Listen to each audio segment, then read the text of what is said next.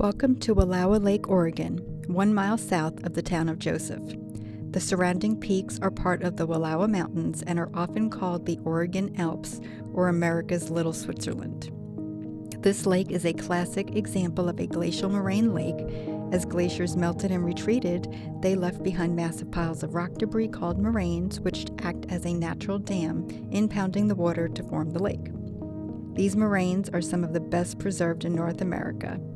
The lake itself is incredibly deep, up to 299 feet, but the glacier that formed it was over 1,500 feet thick.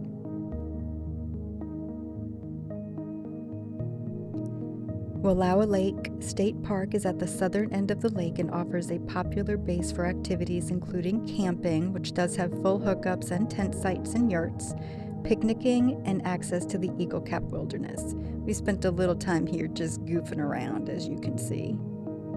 Beautiful, beautiful campground though. Definitely recommend.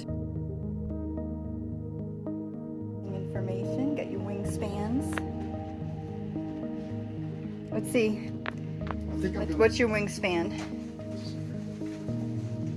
Without falling down. I guess you would be, you're a turkey vulture. Just call me a turkey. I'm gonna see what cat ends up as. I'm going with the, what's behind you? The osprey? Blue heron. The great blue heron. You're a great blue heron! Before it was a town, Joseph was the sacred heart of the Wallowa Valley, a place of deep reverence for the Nez Perce people whose spirit still echoes across the lands. It was named for Chief Joseph, a man who led his people with dignity and grace in the face of immense change. His legacy is etched into the very soul of this community. Near Wallowa Lake is his father, Old Chief Joseph's gravesite. Today, the town of Joseph stands as a living tribute to its past. From humble beginnings as a logging town, it has become a world-renowned center for its bronze art, where the fire of creativity forges new stories while never forgetting the old ones. David Manuel is an American artist known for his work as both a sculptor and an author. He is a self-taught sculptor, specializing in bronze works that often depict historical themes relating to the American frontier, including Native Americans, pioneers, and figures like John Wayne. He has been honored with titles such as the official sculptor of the Oregon Trail and the official sculptor of the United States Marshals Bicentennial.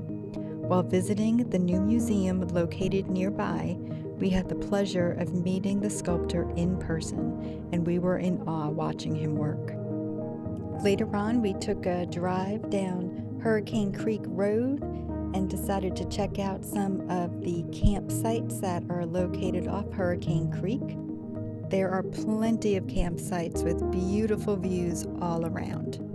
There is a fee for the area, but it's very inexpensive. Beautiful little creek, got Steve down there.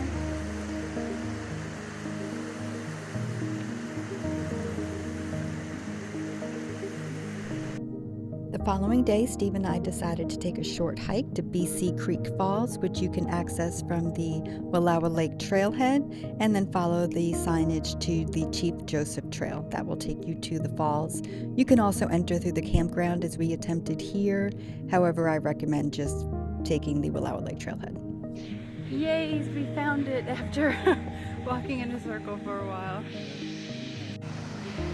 Our first views.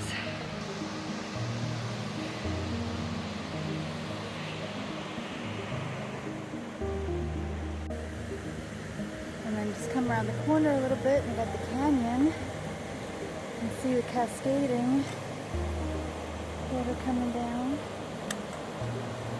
And our trail goes to the left.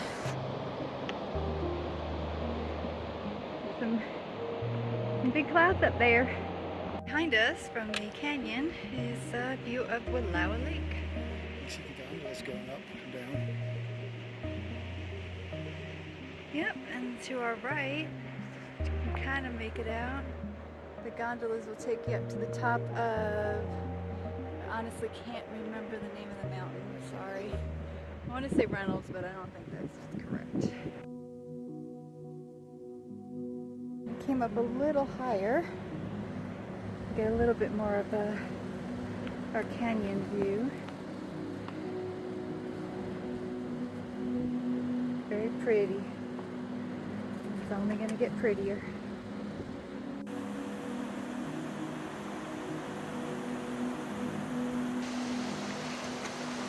Here's the bridge.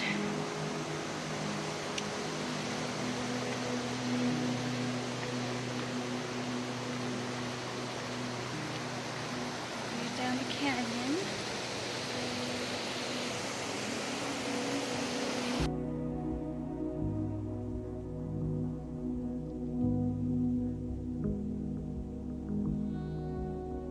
Still making our way, but we're getting a little bit higher, not very much higher, but you can see me tripping, and you can see the aspens have this pretty, getting these golden colors on them.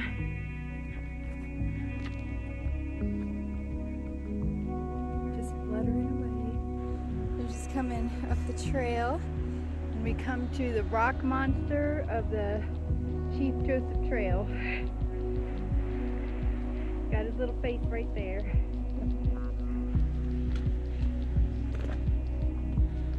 Up we go.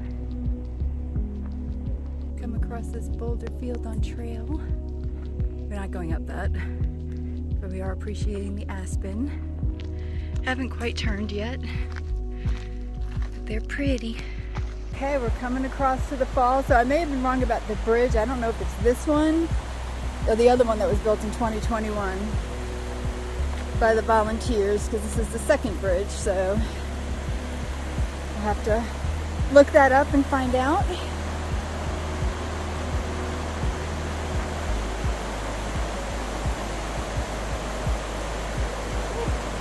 What you think? Here it is, BC Falls.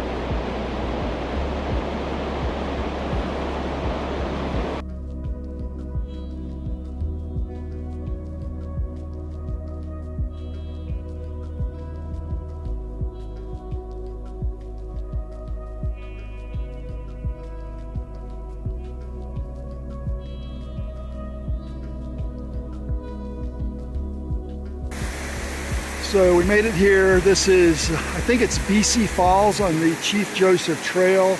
Pretty easy trail. A bit of elevation, not bad at all.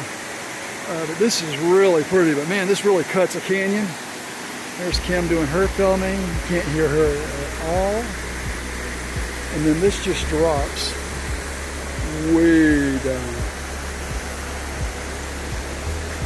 And I don't mind saying being on this single tree log bridge is a little unnerving for me, but it is what it is.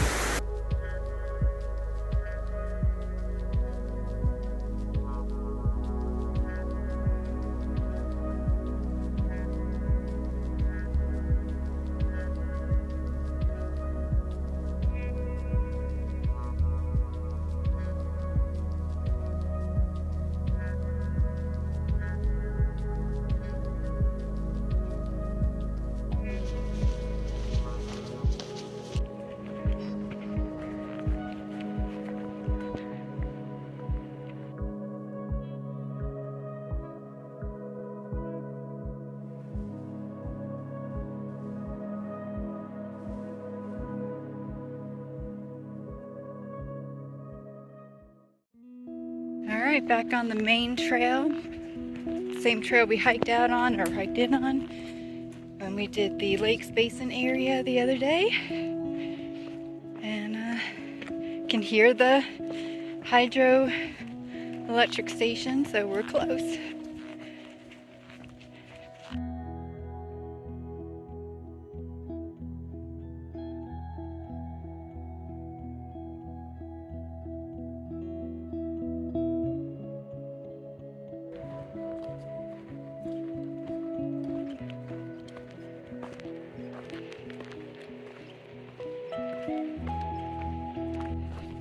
After our hike, it was time to head back to Boise. We had an early flight the next morning.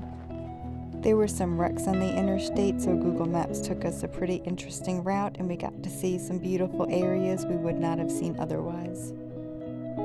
Fun fact, the Ore-Ida main plant is located in Ontario, Oregon, just across the border from Idaho, and now I know why they're called Ore-Ida. And if you didn't know that, now you do. If you want to see more of the Eagle Cap Wilderness, check out our previous video documenting our 4-day, 3-night backpacking trip in the Lakes Basin area.